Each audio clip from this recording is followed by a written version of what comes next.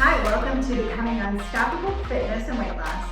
We're your hosts, Lynn and Stephanie. We are just two ordinary girls. We were born without skinny jeans and we fought hard to become fit and fierce. And now we're coaches who get to share our passion for health and strength with others. We started this podcast so we could share the knowledge and insights that have helped many of our clients with an even larger audience.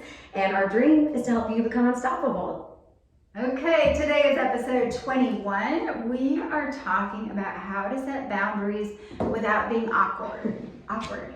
And this does relate to fitness and weight loss, believe it or not. When you are able to set boundaries in a kind and gracious way, you are able to maintain more control over your life, and that shows up in every area of your life, including your weight and your fitness. So, being able to maintain control is a very important part of this whole game. Yeah, absolutely. As we talk about over and over. I will say this is something I've had to work a lot on over a year. So, Lynn, I would love to hear your take on how to not be awkward setting boundaries and how to be good at it. Yeah, for sure.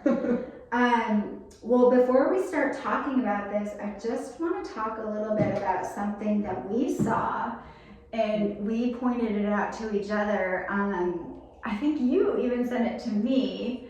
It is this idea being promoted in society. Yes. It was, I think the Athleta models are now like super full-sized. Mm-hmm. We're not talking curvy here. We're talking like unhealthy, mm-hmm. in my opinion. So the Athleta models, and then there was like a magazine cover of somebody who was I sent that too. Incredibly obese in exercise clothes, saying this is like the way that fitness is going. Yes.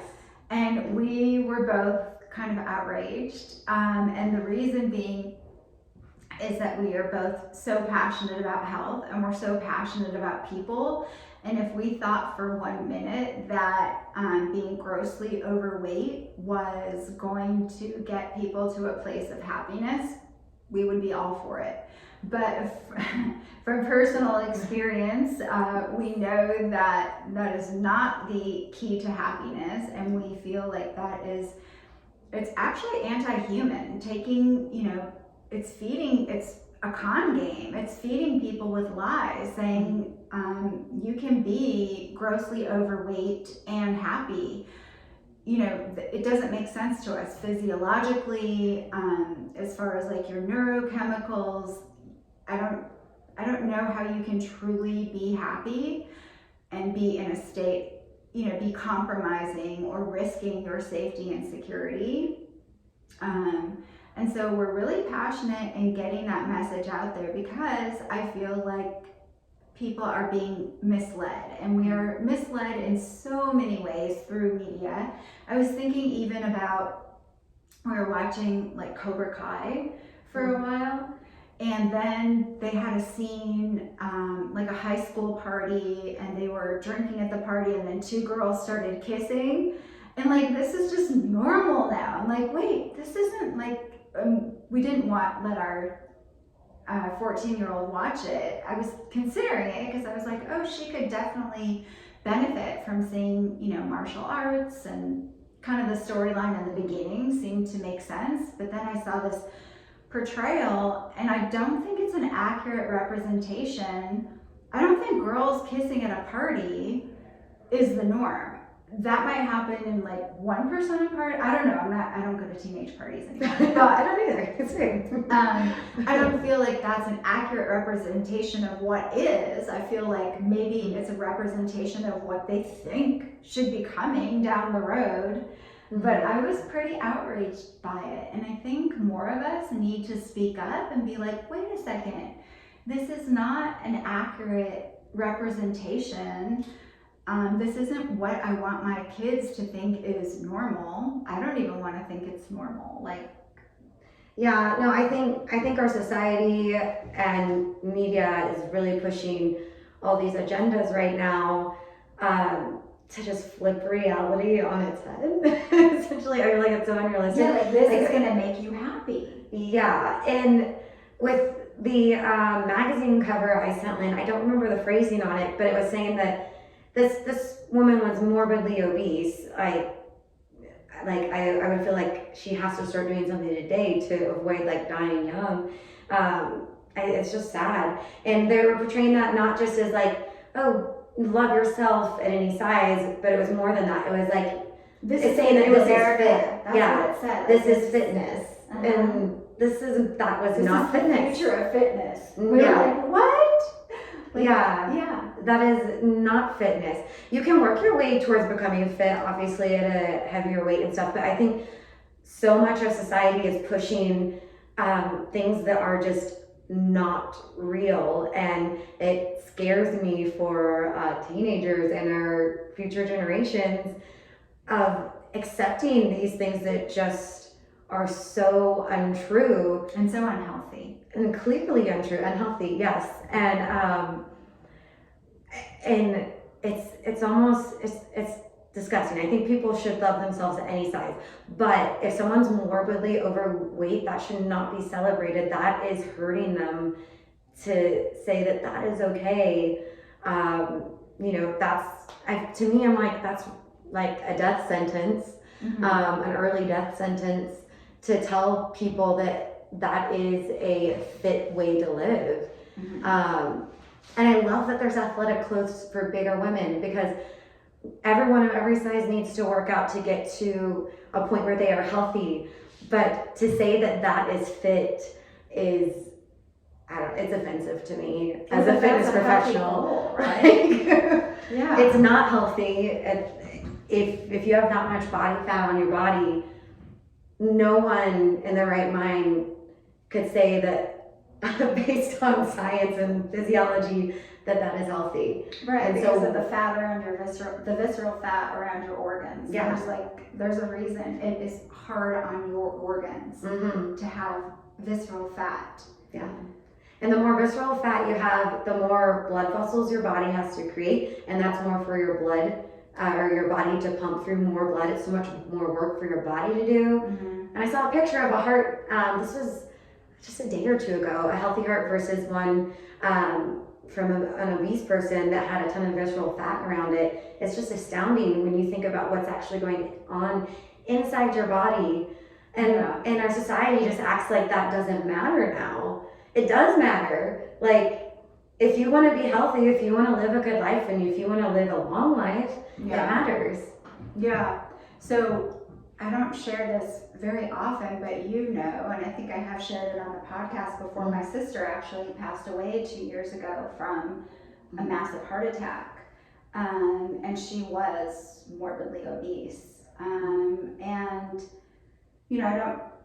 I don't want to say the two things are absolutely correlated. Like, there are thin people without the visceral fat, or even healthy people who do work out and they don't have visceral fat who have heart attacks. But I feel like you are greatly putting yourself at risk. You're putting the odds not in your favor when you have that much fat on your body. And what was so sad about my sister was that she was like literally in a food addiction, a sugar addiction, and she didn't know how to get out of it. And she asked for my help, but and I said, yes, of course I will help you any way I can. But then she emailed me back and she said, you know what, I don't really have time. And I don't know if that was really the case or if she just didn't see a way out of her addiction. But the reason I'm sharing that with you all is, if this is your situation,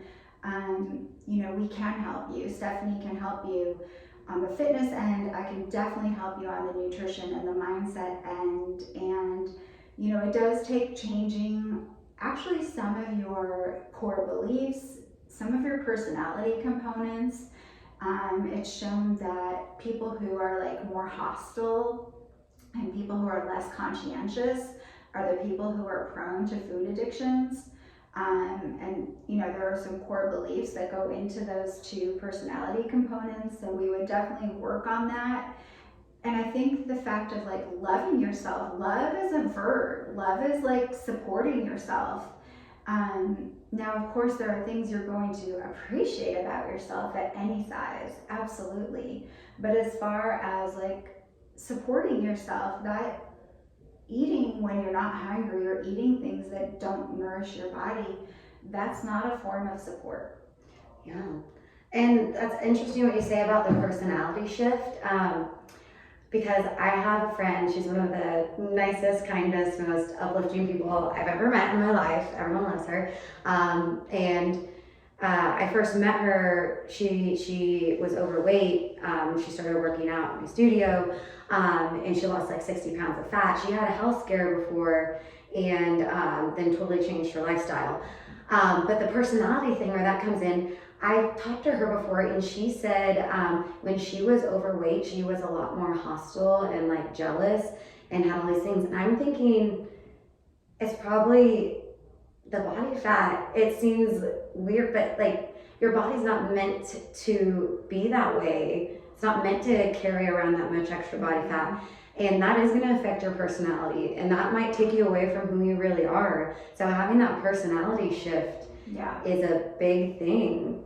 And if you can shift the personality to make the weight loss happen, I think that's huge, rather than trying to make the weight loss happen and then eventually your personality will go along with it. Yeah, that's so interesting because, well, conscientiousness is like, it's like being very diligent and very careful and very neat. And I know some people that scares because all of a sudden you're thinking rigid or uptight or whatever, but you can be all of those things and still be relaxed, have a very open, friendly personality. But I know with my sister, well, she was never like neat or orderly, or I mean that wasn't her thing. So I would have worked on that with her.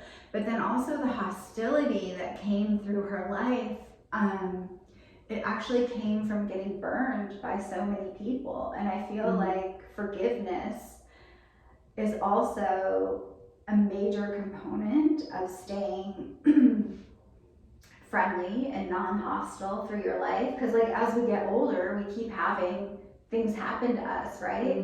But if we carry all of that, I think it can turn into like bitterness, which leaves us open to that hostile component of our personality and leaves us open to relying on other things to help us feel better. Yeah, that's where the food can come in, and that's a vicious cycle, but it is breakable. I've seen people break it. Yeah. I've broken my own cycle of relying on food to fill voids or frustrations like we talked about in a previous episode. Yeah. And you know, I totally notice every time I start watching the news, I get this negative voice in my head, and it's you know, it's because of the hostile language. And even if I agree with their viewpoint or whatever, it's the hostility that I start picking up on, that I start eating more. I start snacking when I'm watching the news because I'm listening to all this hostility, all this fear, all this bleh, and then I'm like, oh, I gotta feel better.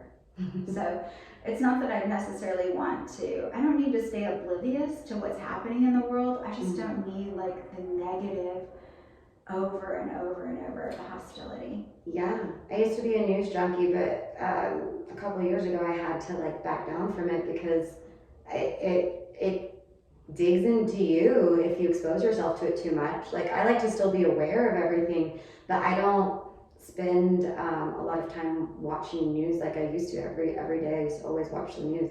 I just don't do that anymore. I try to keep up with what I can because you can only control so much, and those things will drag you down. So I think it's just you have to find that balance where it doesn't rub off on you. Yeah, and it's like I said, the hostile language. Like you can make the same points without like being so mean. Yeah. I don't know. It's a very common thing in our culture now too, is to just bring hatefulness into everything, I feel like. And I feel like that's part of what we were talking about last episode too, is like we can make our points. How did you say it? But do it in a softer way. Oh, softer approach. Softer approach. Softer approach to your personality. personality. That's really good. Okay. So today's episode again is how to set boundaries without being awkward. So let's talk about what boundaries are. And I know it's kind of like a buzzword. A lot of my clients come to me saying, "Oh, I guess it's a boundary issue," and I'm like, "Okay, but what is that exactly? What does that mean to you?" So, when we talk about boundaries, what does that mean to you? To me personally, it's been learning to say no and having limits to things, and not being a people pleaser, and it's protecting yourself. So that's going to be different in different situations, but having boundaries is about protecting yourself so you can be good to other people. It's kind of how you do it. Okay, but let's think about this. So that kind of sounds like almost like, it makes me feel like a little bit hostile. Like, oh my God, if I'm protecting myself, then somebody else is trying to like attack me. Yeah. But what if we think of it in a different way? Like, and I do love how you said like, well, I want to do this so that I have more to give in the areas that I'm truly interested in. So that totally makes sense, and that's compassionate and all of that. But what if we just think about boundaries as a way of like maintaining our personal power? Yeah, I think that makes a lot of sense.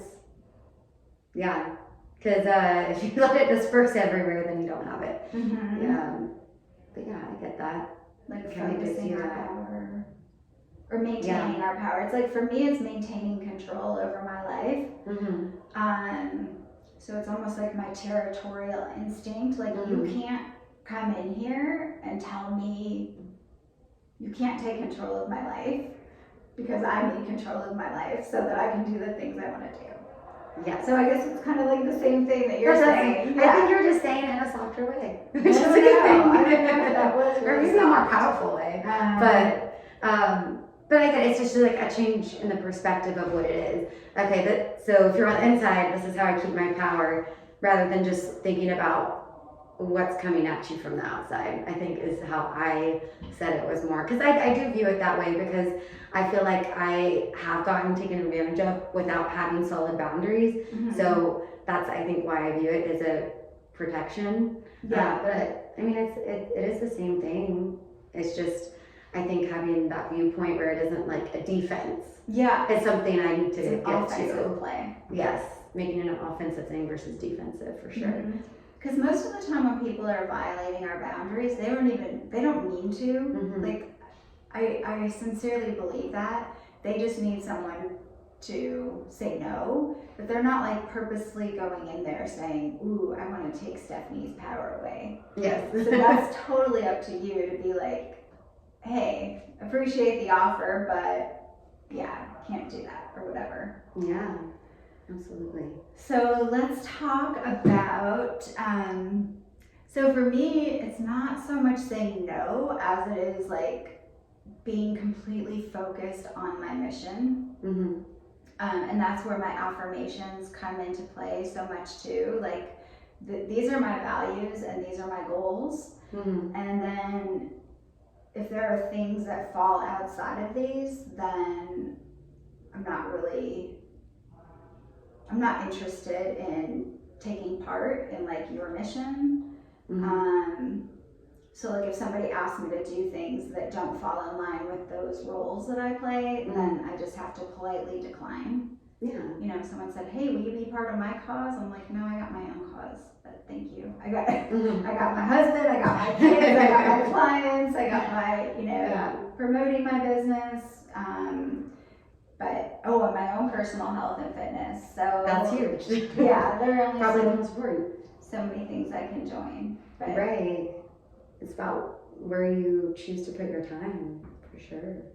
And yeah, for me, I guess it is a big priority thing, is why you have to have boundaries. And I know for me, I used to really this is one thing that comes to me, is like, I used to be afraid to say no to people. All my friends won't like me if I don't go do this with them.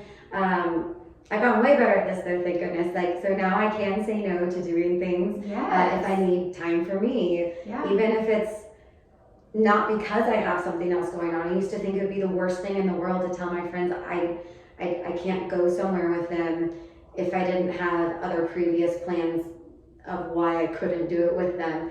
Like, I've learned, oh, I can say no and they won't hate me and they will ask me to hang out again. Yeah. Like, it's okay. Yes. And they respect you for saying no, right? Yeah, absolutely. And if they didn't, they would be their own friends. So, yeah. That took me a longer time than I would like to admit to learn. Really, it's just been the last few years I've gotten like decent at that. Mm-hmm. And now I have some of the best people in my life probably because of it. Yeah. Setting boundaries is not going to drive away anyone that is a quality person in your life. Yeah. I don't think. Yeah, it's really a way of asserting yourself, right? Mm-hmm. Like asserting your mission, asserting your value, where you want it to be. Right, absolutely. And I know you made the title of this episode, How to Not Be Awkward About It. Yeah. Because I honestly am like, I don't exactly know how to answer this. Like, is it being direct? Is it not overly communicative? Is it being very communicative? It might be situation to situation. Mm-hmm. Well, I just found when I'm on the receiving, especially when people are first learning boundaries, they're like, well, I'm saying no because I'm learning how to have boundaries. And I'm like, oh no, that's so awkward. I never saw that. Or like one of my clients was like, I can't meet on Saturday because I never meet on the weekends. And I'm like, okay, and I understand that, but I don't think that that's a useful boundary. Just making a hard, like, black and white. Like, obviously, if you have something that you are doing on the weekend that interferes, then that makes complete sense. No. But, like, at least take the time to reason through it with yourself and make sure that you want to say no. Because maybe it's a perfect time to meet. Like, just having that black and white rule for yourself doesn't make sense. Now, if you do find that, hey, I can't meet, then there's like a gracious way to say it. Like, I don't think, oh no, just because I never meet on the weekend. I don't think that's like a gracious way of saying it. Like, I think a gracious way would be like, I'm not able to meet this day, but what about this day? Yes. I think there's just a way that's not like off-putting. Yeah, so it's really just the approach of how you deliver it more than anything. Yeah. Bringing in that sprinkle of graciousness, I guess, can make all the difference. And, well, because I was thinking about this, I was like, well, in with someone you're close to, I feel like if you're setting a boundary that, like, maybe you haven't set before and you know you need to set, I think that's where, like, communicating it and talking about it really comes in. But in general, like day to day, I think a way to not be awkward is just to make it simple and not make it a big deal. Yeah, that's a good idea. And not act like it's a huge thing that you can't commit to this or can't do this or need to do another time. And especially when it comes to making plans, I think the easiest way definitely is to say, I can't then, but what about another time? Always offering another time. If it's something you do want to be a part of or you want to do, I think that's the best thing you can do, even if it's just simply because you don't feel like it this week or whatever. Always just offering that other time. Yeah. And thank you so much for asking. Yes. I would love to go another time. Yeah. A thank you and another time. Like, that's probably the most simple thing when it comes to that. When it comes to more complicated boundaries, like if it's in a relationship or a family member or a close friendship where things actually need to be discussed, I think it's good to be open and as communicative as possible if you think it's something that's going to hurt them, so just so they know the details of it. And I think that's if it's a close relationship. Yeah. But other than that, I feel like you can just keep it simple, and most people are going to respect you for it. Yeah, I have a really, really good example. So this morning I was doing a million things before I was heading out to class, and my husband woke up and he's like, "Hey, where's my coffee?" And I said, and like sometimes I bring him coffee because I'm up ahead of time, but if he's up ahead of time, he brings me coffee. Whatever. It's just kind of like a little thing, but I don't always bring him coffee. But today's like, hey, where's my coffee? And I was busy and I was going to be late to class. And I said, sorry, Charlie. I said, I'm doing a million things. You got to get your own coffee. And he was like, oh, thanks. I'll remember that. And I thought about it and I was like, because it does leave a bad taste in people's mouths, even though it was my husband and we were just playing and stuff. But I was thinking like, what if I had just said, oh, honey, I would love to get you a cup of coffee, but I'm late. Could you get it for yourself this morning? Like, what if I just used some finesse in the way I said it? He would have been like, oh yeah, no problem. I'll get my own coffee, right? Yeah, absolutely. So I was like, sorry, Charlie. I'm sure you didn't take too big of offense to that, though. No, but you never know when he's gonna come back for the win. Next time I ask him to rub my feet, he's gonna be like, sorry, Charlie. That might bite you. But no, the delivery is key, I guess. But I will say, I know since I'm someone that has had trouble with setting boundaries in the past, that's a great question. Of like, how do I do it? How do I say it? And I think if you just put a little finesse, a little thought into it, then you can probably find a good way to say it. It doesn't have to be complicated. And I will say it's always good to take a pause. Like if you're ticked off about something, I'm thinking like if your friend is late to lunch every time, and then, finally you get fed up and you're like, listen, I'm gonna set a boundary here. It's probably a good idea if you take a pause before you set the boundary. Otherwise you might come out sounding abrasive or brash because you've got that emotion. I know I've had clients like no-shows, where like my first response is like, okay, I'm sorry, if you don't show up, then there's a $50 charge. Like, thank goodness I never said that, but that would have been my first response if I had sent the email, right? Yeah. But now I just implemented actually up front, so they know, like, okay, that one time, if you can't make it, like, understandable, things come up, but if I don't have 24 hours notice, then you're charged for a session. So it's still, I feel like it's still flexible. It's not super rigid, like, all no-shows are charged $50. That's a turn off for me. Like when I see that in a doctor's office, I'm like, ooh, that feels a little rigid. But like you could even say that in a more gracious way. Like, we hope you understand, but to maintain the integrity of our practice, we have to charge $50 if you don't give us 24 hours. There's just a nicer way to say it. Yeah, words have a lot of power, and I think we forget that sometimes, especially because I tend to not be like a words of affirmation person. I think I forget that words do have the power to totally change the how someone's going to accept something. So, ooh, what does that mean? You're not a words of affirmation person. Well, actually, this is probably going to sound weird to you because, like in coaching, I give a lot of affirmation. But in general, 5 love languages: words of affirmation, physical affection, quality time, acts of service, and gifts. And this can apply, in friendships and work environments, all that stuff.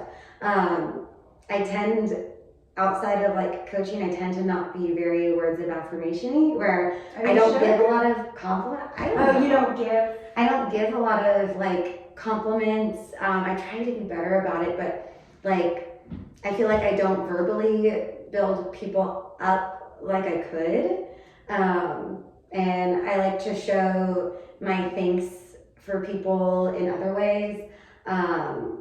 But I guess recent years have gotten a lot better at that because I knew that was one of my weak spots. But like in a relationship and dating, I know that's like my weak spot. So if I'm dating someone that's a words of affirmation person that like feels really good receiving words of affirmation, then I'm like, okay, I'm gonna make this extra effort to say something, even though it's kind of out of my comfort zone. But I think it is important to, and which I have implemented more in recent years, but the way you deliver something, which I tend to deliver things in a kind or soft way. I think that's just always been my personality. So there's I have maybe that going for me, but I feel like there's so much more I could be doing to build up people by using words of affirmation. So when it comes to setting boundaries, that's something else you can plug in there. How can you, while setting a boundary, appreciate this person? And Ooh, that's a good idea. if it's the person late to lunch, you're like, I absolutely love spending time with you. Yes. You make me laugh more than anyone. You're so smart. Yes. I really would appreciate if you could show up. Oh my God, that's genius. I love it. So even better than just not awkward. Oh, that's Can make so it good. an active or like a words of affirmation to show love for them. Yes. Encouraging them while Yeah. you're, maintaining control over your own life. Yeah. So good. So glad you brought that up. So anything you want to talk about, successes, failures, what you've learned along the way? Oh man. Well, I just definitely have failed with setting boundaries a lot. Because I will say people will walk all over you if you do not have boundaries. And I feel like I suffered a lot in dating and work environments. But do you think they mean to, or do you think it just kind of No, happens? I don't think it's intentional. Yeah. I think it's just that they know, oh gosh, or even, with friends, oh yeah, she'll be down to go, she'll come to this event, she'll do this. And Steph will say yes to anything. she will say yes to everything. Well, okay, that sounds terrible. That's not entirely the case. Yeah. But I was very much like, well, I want everyone to be happy, so I'm going to do everything I can. Light myself on fire if it makes them feel better. No, but so, which it's good to want to please other people, but I mean, there's a point where you will lose respect at that point, or you will get very drained. I definitely have had employers in the past at different places that would definitely take advantage of just knowing that I would always be there to show up and always help out every single time I can. And then I never got rewarded for that, even though they said I would, and there just wasn't follow through on their end. And eventually I had to leave because it was too draining. But I will say that's not even their fault. I put myself in a situation to be like that. That's so really good. Because even now, you said you've been feeling drained a lot, and so that's a good time to ask yourself, have I taken on too much responsibility? You're not blaming it on anybody else, but knowing hey, this is my issue that I tend to take on too much responsibility. Yeah. So I mean, that is exactly what I've been thinking about is my boundaries. It's where do I need to draw my boundaries, and what is it specifically that I need a boundary for? So I've been kind of thinking through that. Yeah. Because I know I am feeling drained because I haven't set boundaries for myself. So I need to think about how am I going to structure this, and what is it going to apply to? So and it's not something you figure out overnight always, but sometimes you need a little reflection, and but then once you get there, because I know I've been there in the past where I didn't address it and it doesn't go well. So just knowing that about myself, at least going forward, I can prevent putting myself in that situation again, where I just drain myself down. But yeah, and it does come down to personal responsibility, setting your boundaries. You can't blame everyone else for something that you failed to do. Yeah. It's and people are going to respect for that. That's what I've learned the most is people are going to respect you for having boundaries. And in the rare instance, well, I definitely had one person that did not respect that, and I quickly kept them out of my life permanently once I realized that wasn't a thing for them. And then my life instantly was better. So, so if you do find someone that isn't going to respect your boundaries, then maybe it's just time to move on from that. That they're not someone you should be spending a lot of time with. Yeah. It's always easier said than done, and there's more complicated situations. But the right people will respect your boundaries. So don't be afraid. Well, and it's interesting because those people, I mean, we can have compassion for them because normally they're people who haven't learned to have boundaries in their life.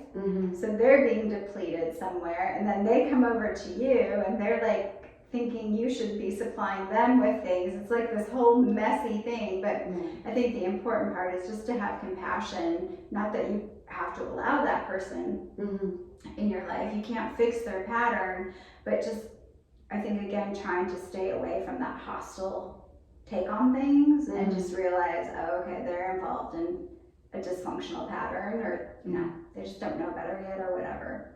I think that's how we keep our warmth and our friendliness and our compassion. Yeah. I mean, I believe that anyways. I've seen it enough. Yeah, that's great. Yeah. Sometimes you can't just cut people out. Sometimes that's not possible. So it is good to have that grace. I don't think cutting them out is bad at all. I just mean the flavor in your mouth isn't bad. Yeah. No, I see what you mean. Yeah, absolutely. So, I just like to encourage people to not be afraid of boundaries, because I know I was. I can very solidly say that I was afraid to set boundaries. Well, and I think it's because they didn't know how to do it, or maybe you didn't know how to do it in a non-awkward manner, right? Yeah. And it takes some practice too. Yeah. Like at first it might feel really weird, and then you get better and better. Or maybe some of these tips will help you do it great right off the bat. Yeah. Maybe you get it perfect, hopefully.